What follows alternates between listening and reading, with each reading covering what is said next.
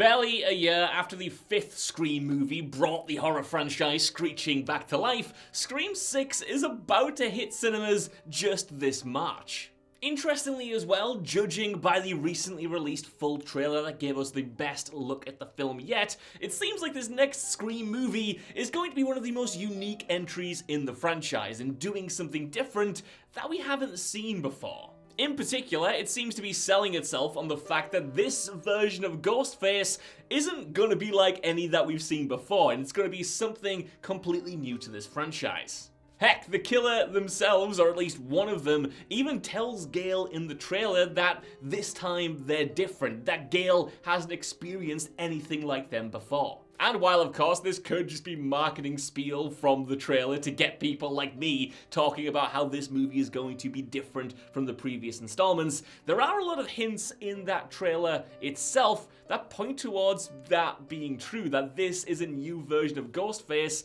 and is going to usher in a brand new era for this franchise. So with this in mind and a look at some of the most popular fan theories doing the rounds right now, I'm Josh from What Culture Horror, and this is why Ghostface is going to be different in Scream 6. Number 7. The Legacy Mask. Surely the most immediately startling thing about the new killer is that, for some of the movie anyway, they seem to be wearing a more weathered Ghostface mask. And this of course suggests that the killer has gotten their hands on one of the vintage Ghostface masks used in one of the original killings. And this is backed up later on in the trailer when we see a shrine apparently belonging to the killer containing 9 Ghostface robes seemingly belonging to each of the 9 killers in the franchise to date. Given the series' focus on legacy generally, and the last film revealing that Sam is the daughter of killer Billy Loomis, it makes the most sense that this mask is taken from the original Woodsboro murders, belonging to either Billy or Stu Macia. This particular mask will no doubt play into the killer's identity somehow. Hell, if I was going completely mad, I might even suggest that it's actually Stu reclaiming the mask that he wore in the first movie, but that would be getting a little bit out there, wouldn't it? But either way, given that the trailer also shows Sam holding the damaged mask and Ghostface using other masks, it clearly won't be the primary one used throughout the whole movie. Number 6, a more savage, daring Ghostface. Scream 6's trailer also makes a persuasive argument that we might be getting the most ruthless and violent Ghostface yet. The trailer memorably opens with a Ghostface invading a New York City bodega, killing a customer, attacking a shotgun-toting cashier, and then shooting said cashier with his own shotgun before turning their attention towards Sam and Tara. Now, Ghostface's use of a shotgun here has rubbed some fans a long way, even though it's not the first time one of these villains has used a gun before in the franchise. But even away from that, the fact that he uses such a potent weapon in this scene has led many to suggest that this is going to be a savage version of this character, and somehow even more brutal than its predecessors. Between this and Ghostface's clear brazenness to kill random people in crowded civilian areas, it's therefore reasonable to expect Scream 6 to deliver the highest body count of the franchise to date. There's a ferocity and aggression to the killer as well that could also suggest a more personal motive to the killings, but we're gonna have to wait and see if that's true. Number 5, they're not targeting Sydney.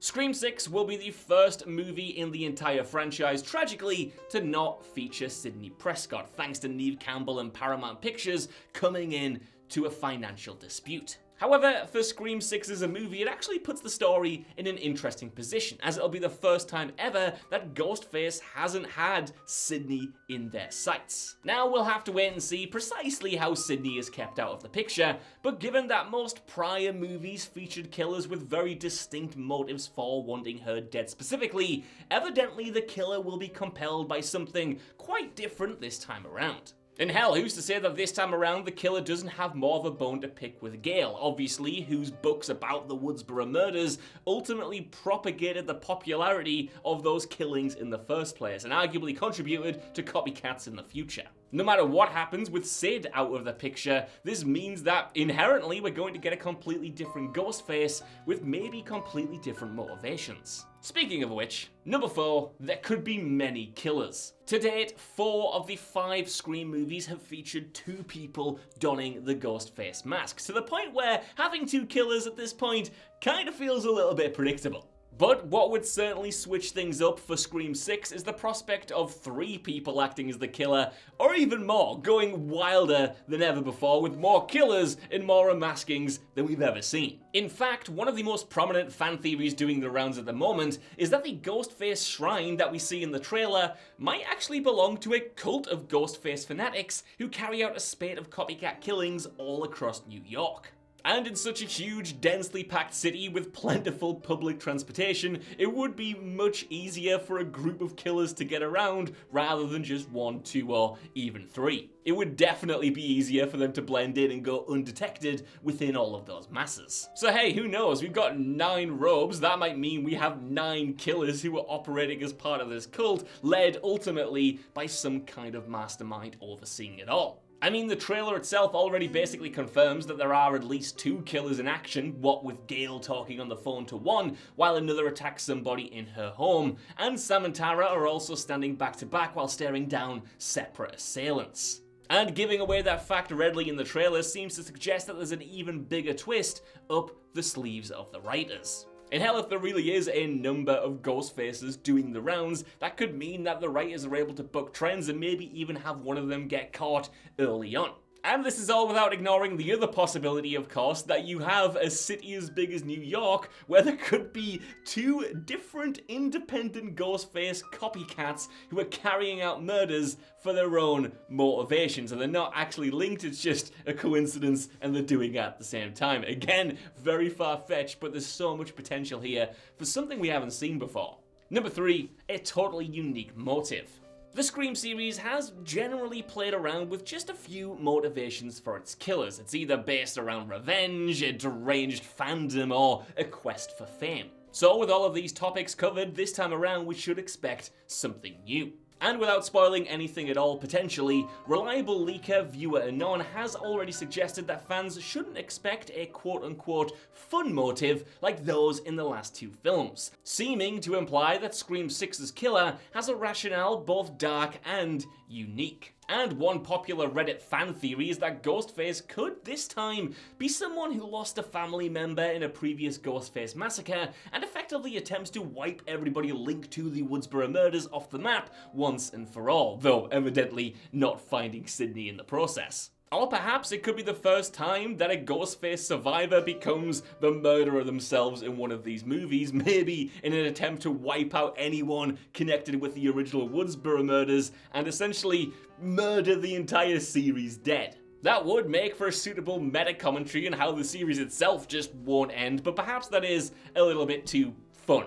Who knows, elsewhere we could be dealing with a true crime obsessive given the fetishistic fascination with serial killers in society at present, where the killer isn't so much a stab fanboy, but rather a fanboy of the actual Woodsboro murders themselves. Though to be fair with that one, that might be a little bit too obvious for this franchise. However, finally, the boldest motive of all might be that the killer just doesn't have one, the Stranger's style. Maybe the killer is somebody with no links to any prior characters, offering up a commentary on the audience's insatiable thirst for the why, even though a motiveless boogeyman like the villains from The Strangers like I mentioned is arguably scarier. That would risk massively pissing some people off, but it would certainly be new for the franchise. Again, I'm not saying I want all of these things to happen, just that they could.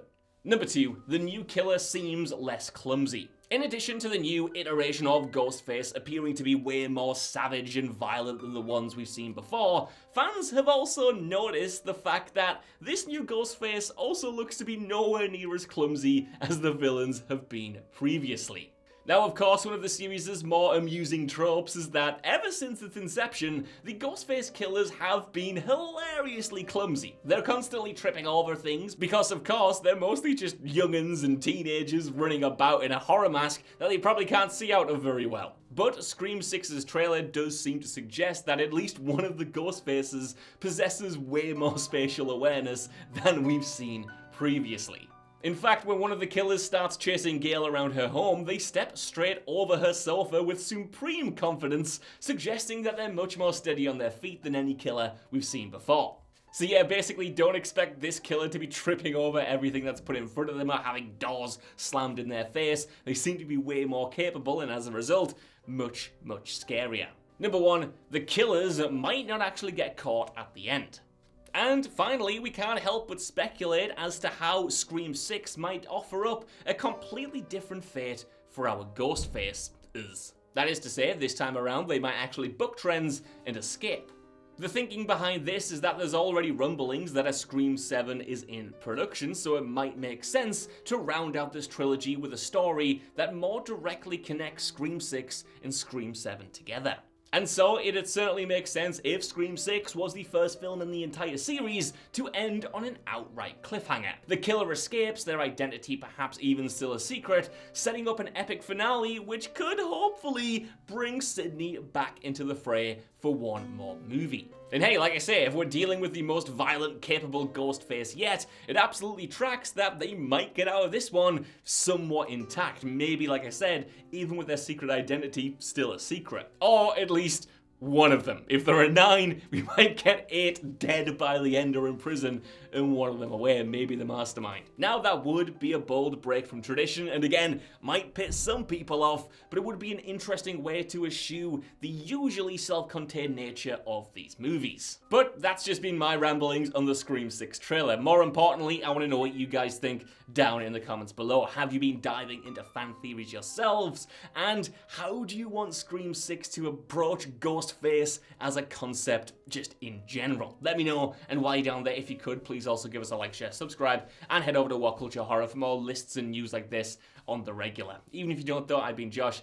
Thank you so much for watching, and I'll see you soon.